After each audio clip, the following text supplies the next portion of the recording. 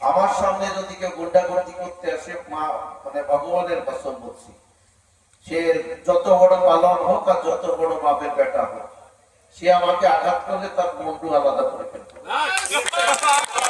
একদম আপনাদের উদ্দেশ্য বলছি, আপনারাও কাউকে ভয় করেন না।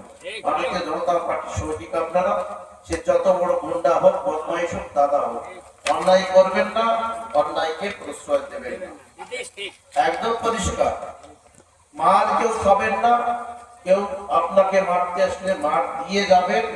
সম্পূর্ণভাবে স্বপন মজুমদার আপনাদের সঙ্গে থাকবে। দায়িত্ব নিয়ে বলছি, কিন্তু মার খেয়ে কি হয় তা নয়, চোরেরা মার দেওয়ার পরে সঙ্গে সঙ্গে থানায় গিয়ে আপনার নামে একটা মামলা। কি দরকার আছে মার দেবো, তারপরে কেস দেয় কি ছাড়িয়ে আসবে। এটা মানে জেলখানা কি বেটা মানুষের জন্য? দুদিন জেলে থাকবো, কি আছে? আমরা ফুলমালা দিয়ে বাড়ি নিয়ে আসবো। একদম পরিষ্কার। অতএব অন্যায়কে প্রশ্রয় আপনারা দেবেন না আর অন্যায় করবেন না। এটা ভারতীয় জনতা পার্টির যারা স্রষ্টা, তাদেরই নীতি, তাদেরই আদর্শ। সেই আদর্শে আমরাও চলবো।